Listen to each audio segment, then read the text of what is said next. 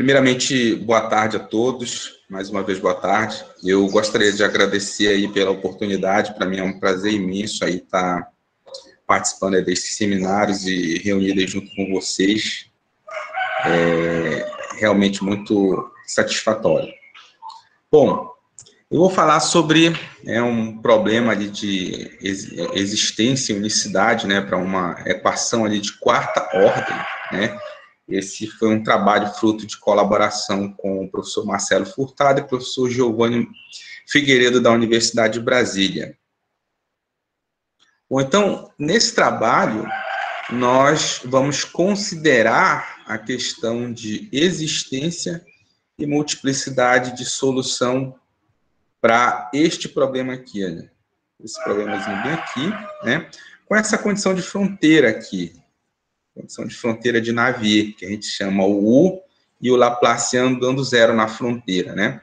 Nós vamos procurar por soluções positivas, né? E que também o menos Laplaciano dela também seja positiva, né? O domínio lá é um domínio suave, né? A dimensão é maior ou igual do que 5, né? É limitado, né? O parâmetro é positivo.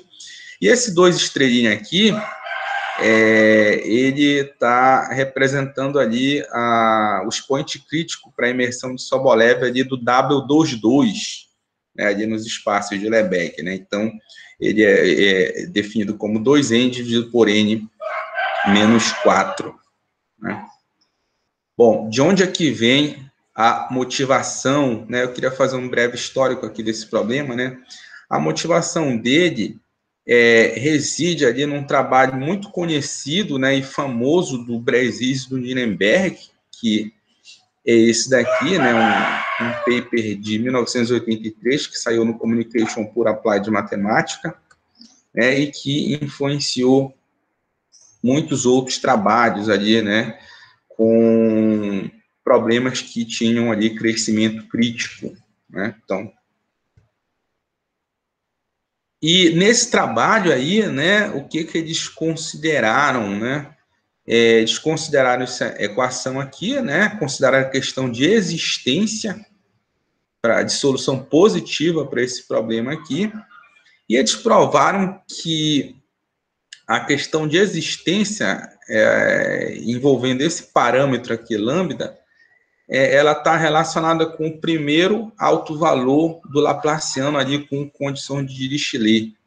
Então, esse númerozinho aqui, lambda 1, o primeiro alto valor ali do Laplaciano, que pode ser expresso aqui de maneira variacional, dessa forma aqui. Né? Então, o que esses autores provaram foi o seguinte, né? Acima, né, quando o parâmetro é maior do que esse lambda 1, do que esse primeiro alto valor, maior ou igual, você não tem solução. Né? Eles provaram que você não tem solução positiva para esse problema. E no caso do ômega ser um domínio estrelado, quando o lambda é menor ou igual a zero, você também não tem solução. Né? E aí, com relação à existência, eles provaram o seguinte, né?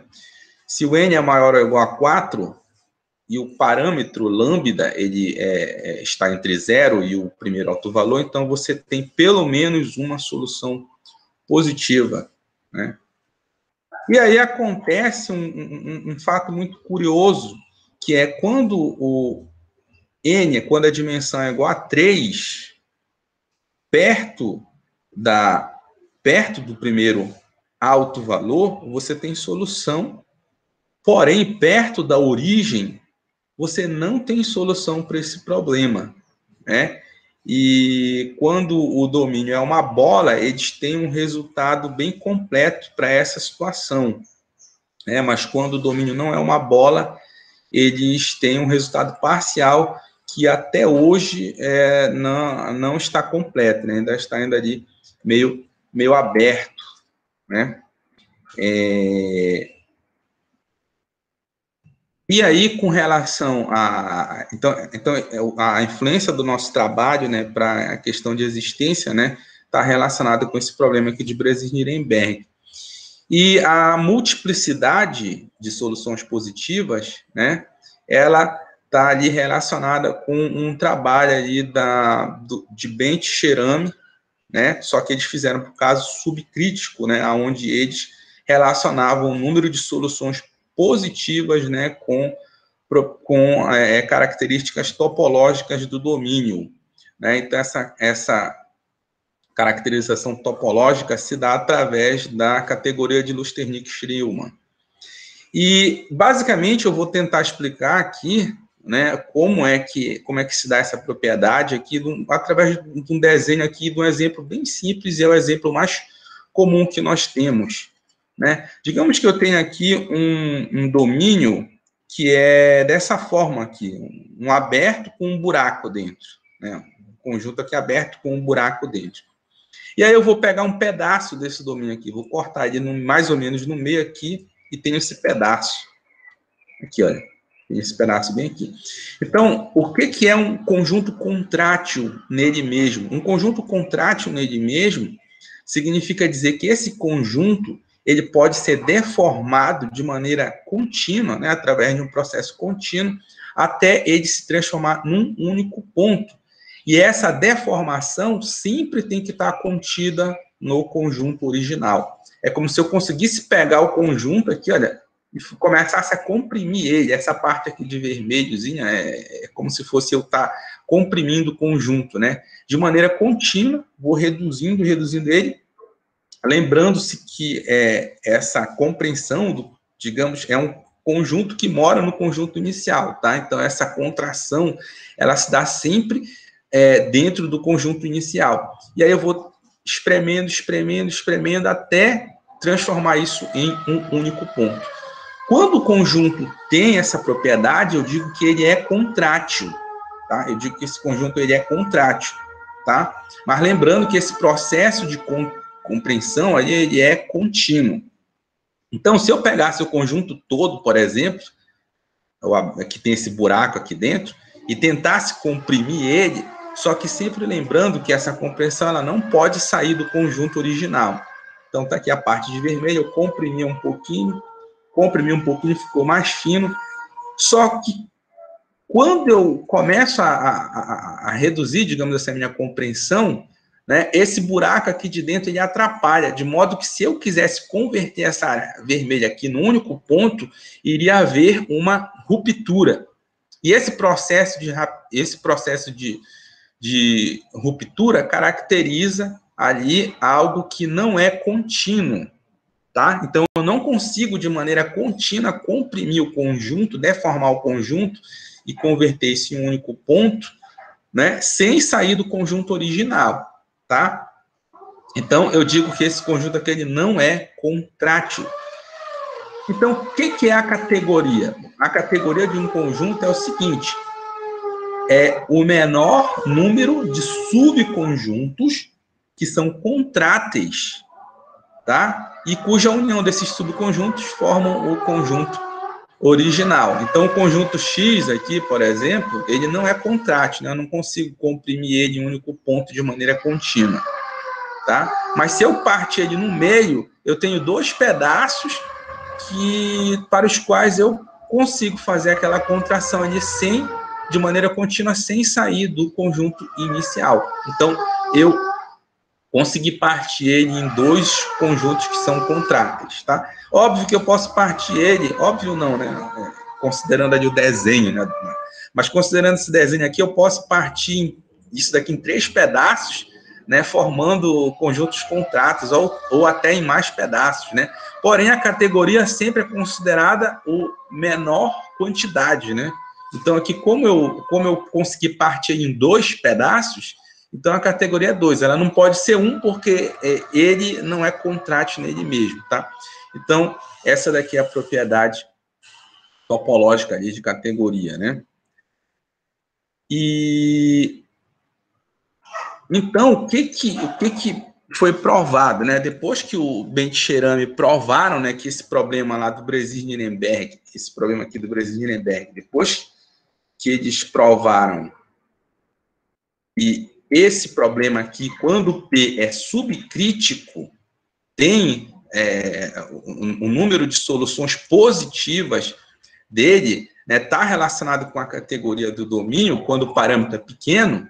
Depois disso, o Oliver Hay, em 1989, ele estendeu esse resultado ali, né, para o caso crítico, né, só que ele só foi até a dimensão n maior ou igual do que 5, né, mas a técnica é devidamente cheirando, tá? O caso crítico é o Oliver Hay. E aí, em 1992, a Mônica Lázara complementou esse resultado ali, né, fazendo ali para o n igual a 4, né, mostrando ali que quando o parâmetro lambda é pequeno, aquele problema lá do Breslin-Nirenberg, ele tem categoria de ômega soluções positivas, né? E ali em 2003, o professor Claudio Honor e o Ding, eles estenderam esse resultado aí para o operador bilaplaciano, né? Então, esse daí tem outros trabalhos relacionados com categoria, mas eu considerei ali para o nosso trabalho, esses daí foram os principais.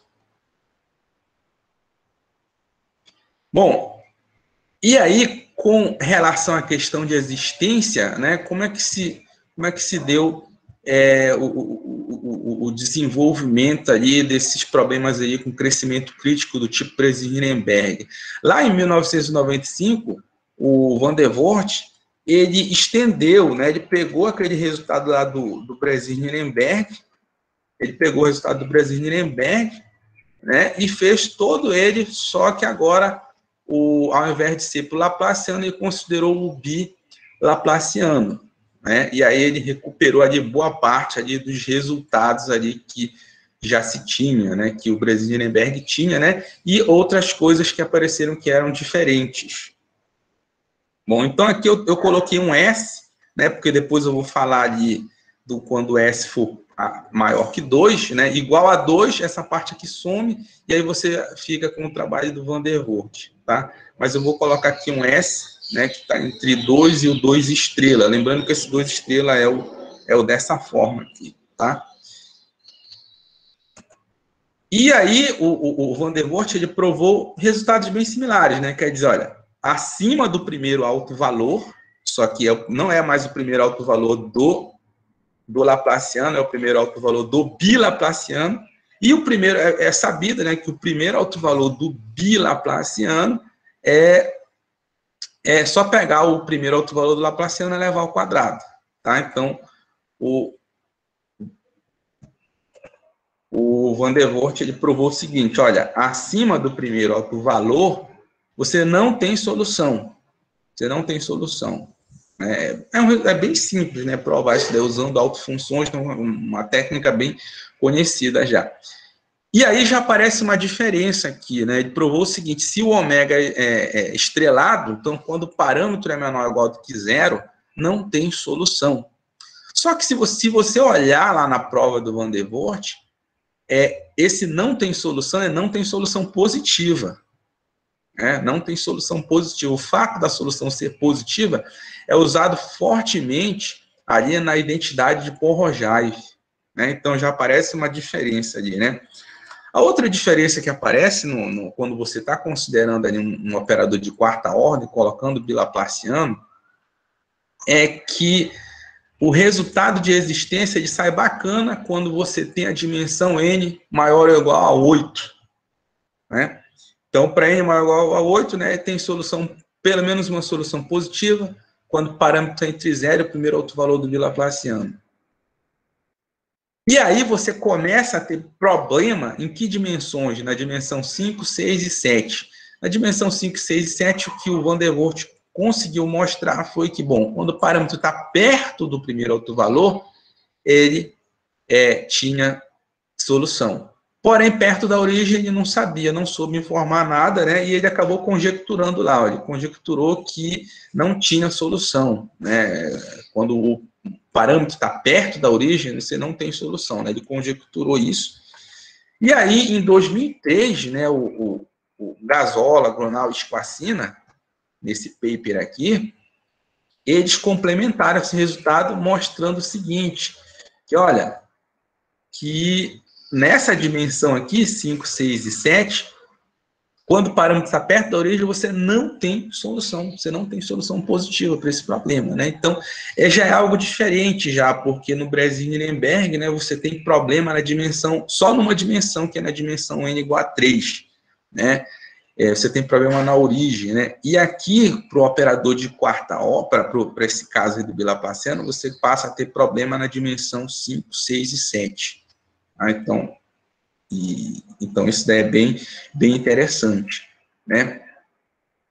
E aí, em 2014, a Jéssica Mello e o professor Ederson Moreira, eles estenderam esse resultado, só que considerando ali o S, considerando esse S aqui, acima de 2, né? Entre 2 e 2 estrelas, né? Então, eles estenderam esse resultado ali, né? E também considerar a questão de multiplicidade, né? Considerar a questão de multiplicidade, né? Então, eles consideraram esses dois casos aqui, né? E mostraram também a existência de soluções positivas, né? Pelo menos, né, categoria de ômega soluções, né? Desde que o parâmetro esteja perto da origem.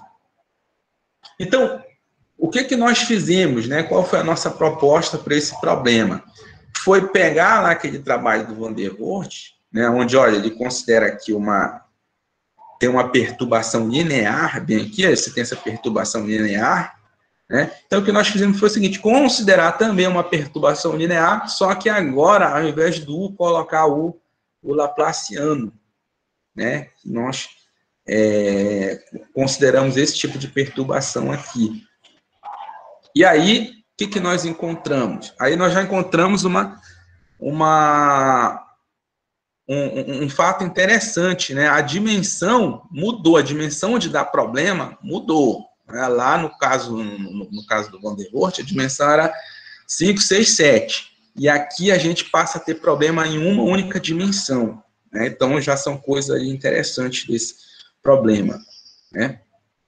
E outro fato interessante é que aqui no caso do Van der Waals, a existência de solução está relacionada ali com o primeiro autovalor do bilaplaciano. E no nosso caso, a existência de solução está relacionada com o primeiro autovalor do laplaciano mesmo. Então, já é algo diferente que apareceu aí nesse problema. E com relação aos resultados de não existência, o que nós provamos? Provamos, né, que se o parâmetro está acima, né, do primeiro autovalor do laplaciano, você não tem solução.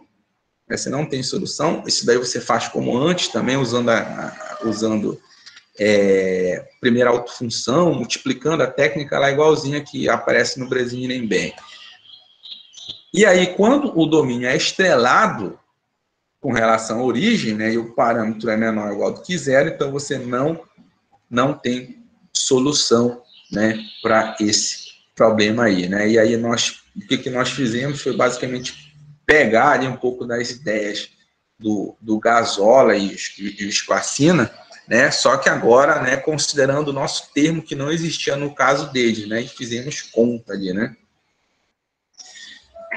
E aí nós mostramos o seguinte, né? Quando o domínio é uma bola, e a dimensão é igual a 5, você passa a...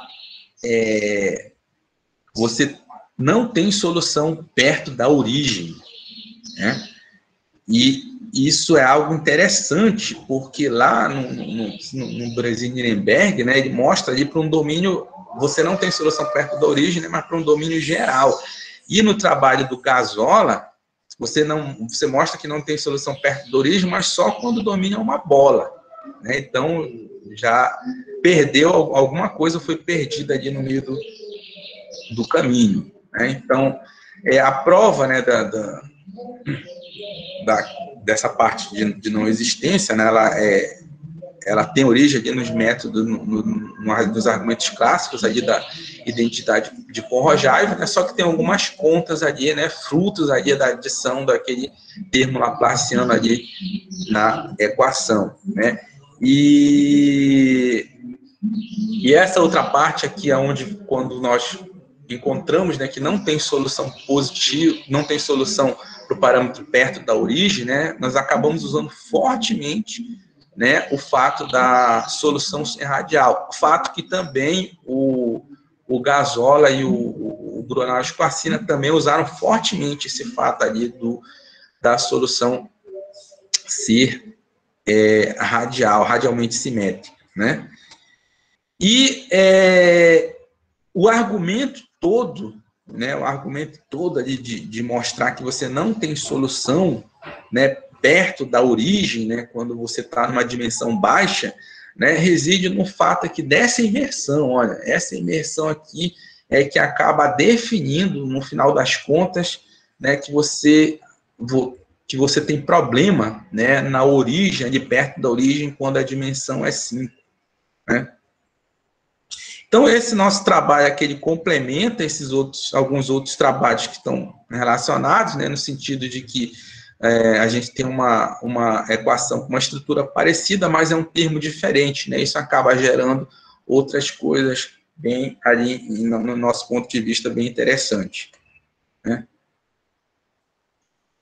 Bom, com relação à questão da existência, o que nós provamos? Provamos o seguinte, né? Tem aqui um domínio, né, que é suave, né? Poderia colocar aqui um domínio suave, né? Então tem uma solução C4, né? Em que situação que a gente tem uma solução C4? Bom, quando o parâmetro está entre 0 e o primeiro outro valor, desde que a dimensão seja maior ou igual do que 6, né? E aqui só perto ali do primeiro alto valor, quando n é igual a 5. Né? Então, essa é uma diferença ali para o trabalho do Van der Voort, né? Aqui você aparece 3 dimensões, 5, 6 e 7. No nosso caso, aparece 5. Bom, a questão de existência, né, a questão da existência, né, a técnica, ela é muito influenciada ali pela técnica ali do Bresenhrenberg, né, onde eles pegam aquelas funções ali que atingem a melhor constante para a imersão de Sobolev da dimensão e saem fazendo um monte de conta. Então, no nosso caso aqui, nós também seguimos essa mesma ideia, né, usamos essa função instant também aqui, essa de vermelhinho aqui, e calculamos, né, fizemos várias estimativas, né, com ela. E aí, basicamente, quando você vai lá para o trabalho do Bresenhrenberg, você vê, bom, qual é o problema? O que dá errado nos cálculos deles quando você considera a dimensão n igual a 3? Bom, o que acontece é que certas funções não são integráveis. Basicamente é isso. Certas funções não são integráveis quando você está com a dimensão n igual a 3. Qual o problema que dá lá no Gazola? Bom, o problema é a mesma coisa, só que certas integrais lá certas funções não são integráveis somente para a dimensão 5, 6 e 7. Já no nosso caso, esse problema ocorre somente para a dimensão n igual a 5, né? Por isso que há uma dimensão crítica, ali meio que uma dimensão que é divisora, né? Acima dela você tem solução normalmente, né? E abaixo dela você acaba tendo problema perto da origem. Né? E aqui, né, para n igual a 5, né, a gente tem um resultado que não é completo, né, assim também como os outros, né, você tem mais ou menos uma situação dessa aqui, né? O que o Bresis e o Ehrenberg fizeram? No caso em que você tem uma bola, o Bresis e Ehrenberg, ele mostrou o seguinte, olha, quando a dimensão é igual a 3 e você tem uma bola, nessa região aqui de vermelho, excluindo esse ponto aqui, tem solução, o problema tem solução. Nessa região de azul aqui, você não tem solução. Você não tem solução. E aí, para um domínio geral, eles mostraram também, né, para um domínio mais geralzinho ali, que não é uma bola, você tem aqui, olha, solução para esse pedaço aqui, e aqui você não tem solução. E aí você pode perguntar, o que acontece aqui no meio? Bom, aqui, o que acontece aqui no meio está em aberto ainda, né? Se eu não me engano, se eu não estou enganado, até hoje também lá, para o Bresenhrenberg, nem o pessoal não sabe também o que acontece. Né? Em princípio, né, poderia se alternar aqui, né? Poderia ter solução, não ter solução, mas enfim. Aqui também nós temos esse problema, né? Só que agora a gente tem esse problema para a bola também. Né? Para a bola a gente continua tendo esse problema, né? Quer dizer, nós também não conseguimos fazer isso, né? E nem também os artigos anteriores também não trazem essa resposta aqui, né, para a bola, né? O ideal é que na bola você tivesse isso daqui fechado, né? Um ponto aqui divisor. Para cá tem solução, para lá não tem solução. Mas também isso também ainda está em aberto. Né? E com relação à questão de multiplicidade, né, o que nós provamos foi o seguinte: perto da origem, né? Perto da origem, você tem pelo menos categoria de ômega soluções positivas para aquele problema. Tá? É bom sempre ressaltar positiva, né? Porque em se tratando do problema de Bresin-Nirenberg, você já tem, né, resultados recentes aí que o pessoal mostra que ele tem infinitas soluções que mudam de sinal. Né? Então, é sempre bom fazer essa diferenciação. Categoria, o bacana da categoria é que ele te diz ali que tem uma certa quantidade de soluções mais positivas, né? Porque lá o Bresin-Nirenberg já se sabe lá que ele tem infinitas soluções quando o parâmetro lambda é positivo, né? Infinitas soluções que mudam de sinal.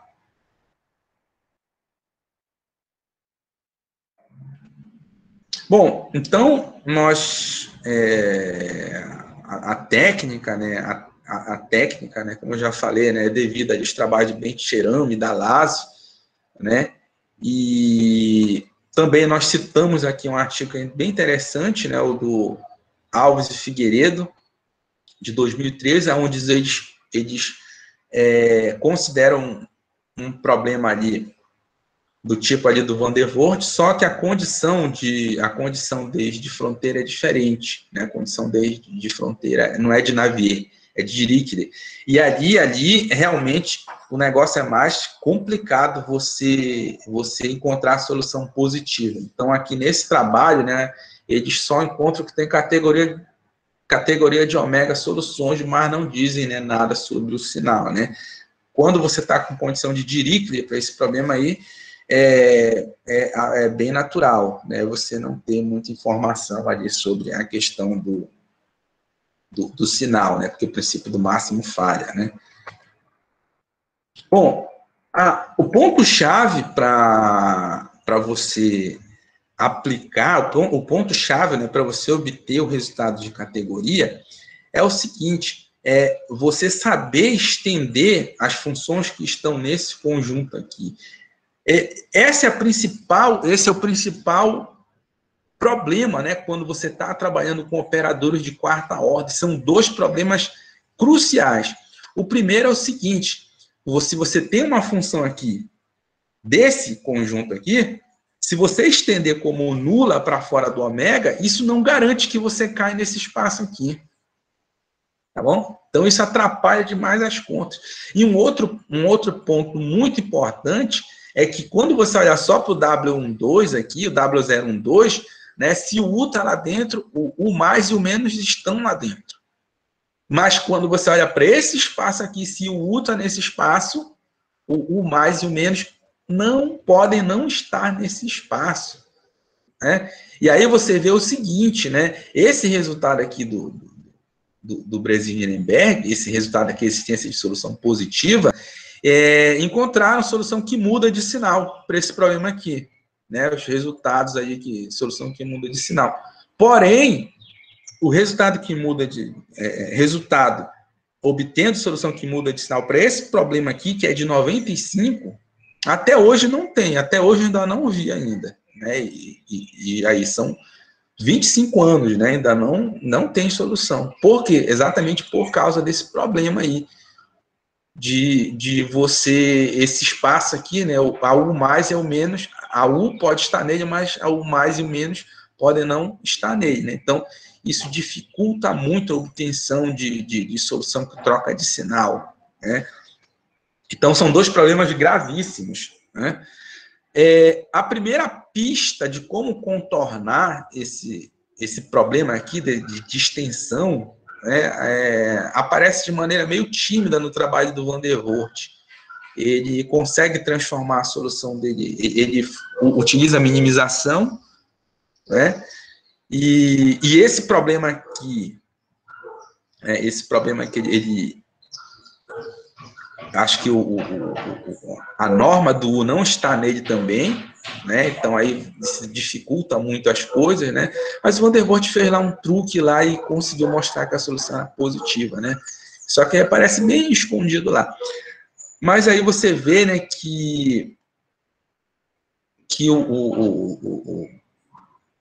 o professor Ederson, juntamente com a Jéssica Mello, eles contornaram ali, usaram um negócio bem interessante, né, provavelmente inspirados ali pelo trabalho do Van der Voort, né, conseguiram resolver esse problema ali de extensão, né, e essa é o ponto-chave, né, para você obter a questão da multiplicidade para esse, envolvendo categoria. Bom, então, esse trabalho aqui, né, vai no sentido de complementar, né, os resultados anteriores, né, que eu falei, né, o do Van der Voort, o do Gazola e o do professor Ederson com a Jéssica Mello.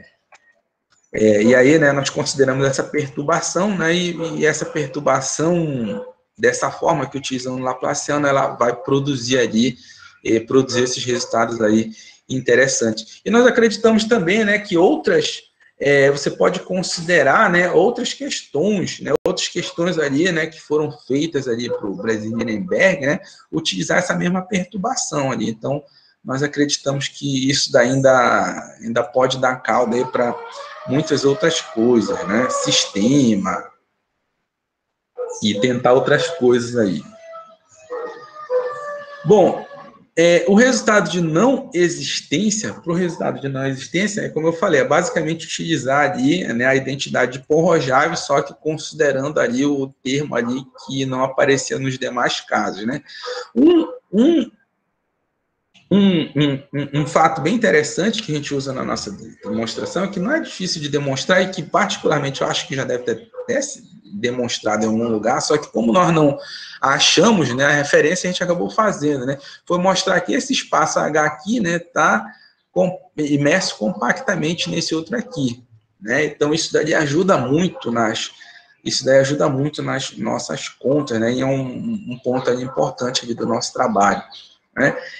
A identidade de Pohojável, né, se você lembrar lá da identidade de Pohojável, tem umas equações lá, umas identidades lá que a gente sai fazendo conta, né, e para a gente essas identidades são essas daqui, né, só que tem um fato, né, um fato que a gente usa muito, né, a função ser positiva, né, então isso meio que está obrigando a gente a usar mais coisas do que o Bresin-Nirenberg, né? Está levando em consideração o fato da solução lá ser positiva, né?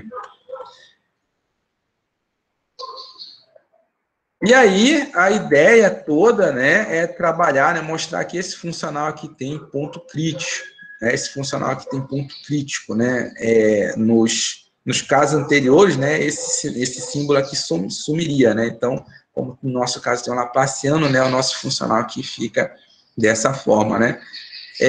Argumentos padrões, né, mostram que esse funcional é de classe 1, né, e que os pontos críticos dele, né, satisfazem fracamente a solução. E um fato bem interessante dessa equação aqui, deixa eu voltar aqui um fato bem interessante dessa equação é que é o seguinte, à primeira vista, né, quem não conhece esse problema, aí olha assim, a condição de Borda, né, a condição de Borda é consequência do negócio lá ser ponto crítico. Quando você está estudando no Bresin-Nirenberg, né, você está, a solução está no H01, aí você regulariza, então ela se anula na fronteira, pronto. Aqui não, você tem que fazer você tem que fazer conta ali para provar que o Laplaciano de U dá zero na fronteira. Não é um negócio assim muito simples, não é teoria de regularidade mesmo. Tem um trabalho que eu não estou lembrado de cabeça, ele faz bonitinho ali, né, mas bem de maneira bem resumida, né, e como no nosso caso o termo é diferente, né, não ficaria legal citar ali o outro trabalho. O interessante realmente era nós fazermos a conta ali, né, e nós fizemos a conta, né, então tem que ter muito cuidado que não é um negócio assim direto provar que esse Laplaciano de 1 aqui dá zero na fronteira, um negócio meio chato, né? Como a gente já tinha meio que um embasamento do que outros já tinham feito, né? A gente foi adaptando ali, né? E fazendo as contas, mas em princípio não é algo direto, não.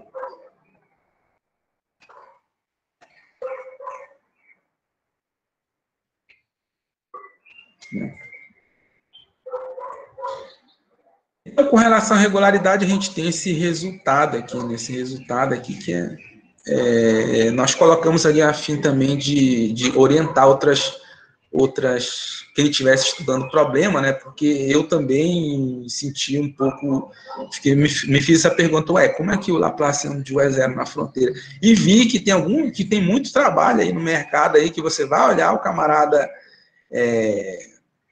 tá falando ali, operador de quarta ordem com condição de Navier, e às vezes nem cita, né? Dá a entender, né, que o Laplaciano de U anular na fronteira é a coisa mais normal do mundo, né? E aí eu achei, nós entendemos que era interessante colocar essa parte aí também no trabalho. Bom, o ponto-chave da existência, né, são dois os pontos-chave da existência. Primeiro, o seguinte, qual é a dificuldade de problemas críticos? Problemas críticos, a grande dificuldade é a perda de compacidade.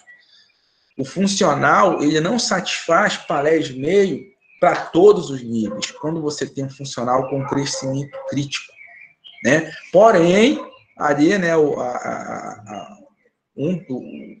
uma das partes legais ali do paper lá do Breslin-Lindenberg mostrar que, olha, ele não satisfaz palés meio para todos os níveis. Porém, abaixo de um determinado nível, ele satisfaz palés meio. Né? Então, é isso que nós mostramos aqui. O funcional satisfaz palés meio abaixo desse nível aqui, que nós acabamos chamando aí de nível crítico. É nível crítico por quê? Nele e acima dele, né, a condição de palés meio falha. Né? A condição de palés meio falha. E a segunda parte-chave da existência é o seguinte, mostrar, né, nós vamos aplicar ali o teorema do passo da montanha para obter uma solução, né? Para você aplicar lá o teorema do passo da montanha, você tem que, o funcional tem que satisfazer palés meio naquele nível lá do passo da montanha. Bom, mas aqui você está dizendo o seguinte, olha, eu só tenho palés meio abaixo desse nível. Então, você tem que mostrar que o nível do passo da montanha está abaixo desse nível aqui. Né? Então, esse daqui é um ponto-chave, né? E quando você mostra isso daqui, né? Isso daqui implica, né, que o nível do passo da montanha está abaixo desse nível crítico. Então, são os dois pontos-chaves aí da parte de existência. Né? Com relação à multiplicidade, o que acontece? Né? Se você for ver lá o teorema abstrato de multiplicidade, esse daqui é um teorema que tem lá no Wheeling, né? Você vai ver se o funcional é limitado inferiormente, satisfaz palés meio, então ele tem categoria, essa categoria aqui de pontos críticos. Bom, a questão dele ser limitado inferiormente, dele satisfazer palés meio, ali abaixo do nível, lá é tudo natural, sai bonitinho. O problema é o seguinte, isso daqui, em princípio, não está te dizendo muita coisa. Ele está te dizendo, olha, isso tem categoria, esse feed D aqui é aquele conjunto o conjunto dos U's, tais que o feed U é menor ou igual que D. Essa categoria aqui, em princípio, você não sabe como calcular ela. Então, você poderia ter feito um trabalhão e aí cai aqui no conjunto de categoria 1. Né? Aí, quer dizer, o seu resultado de multiplicidade é assim, né?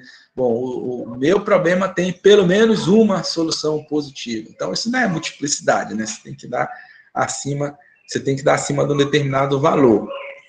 E então o trabalho, né, todo da questão de multiplicidade é como você relacionar essa categoria aqui com a categoria do domínio. Porque a categoria do domínio, de repente, você pode ter um domínio ali que você já sabe qual é a categoria dele, né? Um ômega ali que você sabe a categoria dele. Eu não sei exatamente citar a fonte, mas parece que tem um resultado, né, de que mostra que você, dado qualquer número inteiro, né, você sempre consegue construir um conjunto que tem aquela categoria, né? Em princípio, eu só lembro do N-toro, né? O N-toro, a categoria dele é N, né? E aí você, enfim, uma maneira de você achar um conjunto aí com categoria acima de 2, né? Que é aquele único exemplozinho ali que eu dei, né? A categoria dele é 2, né? Então, um domínio com categoria 2 é fácil de imaginar, mas eu, sinceramente, não sei um exemplo ali, nem que seja em desenho, né, do conjunto ali de um conjunto que esteja no R2 e que tenha categoria 3. Eu não sei nenhum desenho para mostrar. Tá? Então, o X da questão, nesse caso, é comparar aquelas categorias ali, né? E, para isso, né, é preciso fazer um estudo profundo ali, né, dos ínfimos do funcional sobre a variedade de Néhari, né, e mostrar, por exemplo, determinar qual é o comportamento desses níveis ali quando o parâmetro se aproxima da origem, né. Quando o parâmetro se aproxima da origem, né, nós provamos ali que esse nível aqui se aproxima do nível crítico. Além do mais, né, bem padrão, né, mostra-se que esse daqui também é o nível lá do Passo da Montanha, né, o mesmo nível lá do Passo da Montanha. E aí, né, com relação à extensão, né, como é que a gente resolve esse problema da extensão? Porque quem conhece aqui resultados de categoria sabe que no argumento lá para multiplicidade, você resolve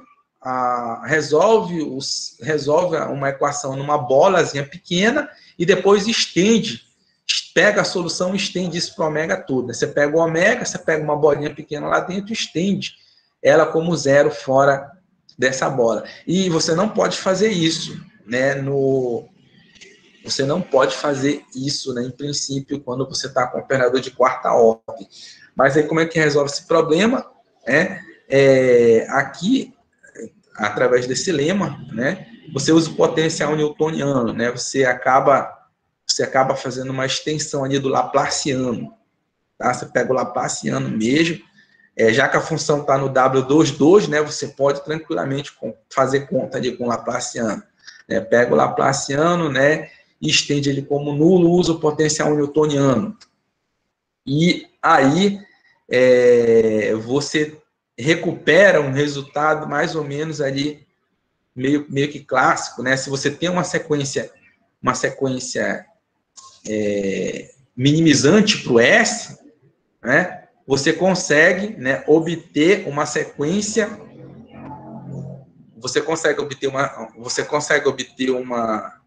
construir uma sequência no espaço maior, no D22 do Rn, de modo que essa nova sequência converge para alguém que atinge o S. E aí aparecem esses pontos aqui que se concentram aqui no domínio ômega. Né? Então, esse resultado aqui é clássico, meio que clássico já, né? Você acaba recuperando ele, e esse resultado é de suma importância ali para você fazer a comparação ali entre as categorias ali do conjunto de nível com a categoria do ômega.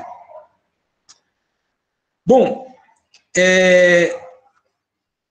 um passo importante, né, uma propriedade importante de categoria é a seguinte: se você tem a categoria de um conjunto, a categoria dele nele mesmo, você pode engordar esse conjunto. Isso daqui eu engordei, aumentei um pouquinho meu conjunto, reduzir ele um pouquinho, de modo que você preserva a categoria, de modo que a categoria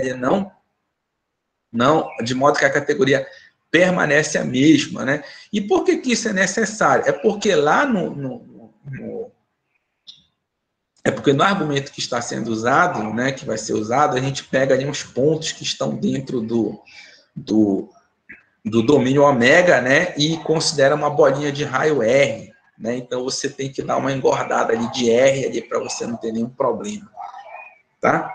E isso daqui é óbvio que não é para qualquer R, é só para um R pequeno, né? Esse R pequeno é que faz gerar a necessidade de você ter um parâmetro lambda pequeno nos seus cálculos. Então, por isso que categoria você só consegue, né, pelo menos nesses resultados relacionados com Breser-Heinenberg, você só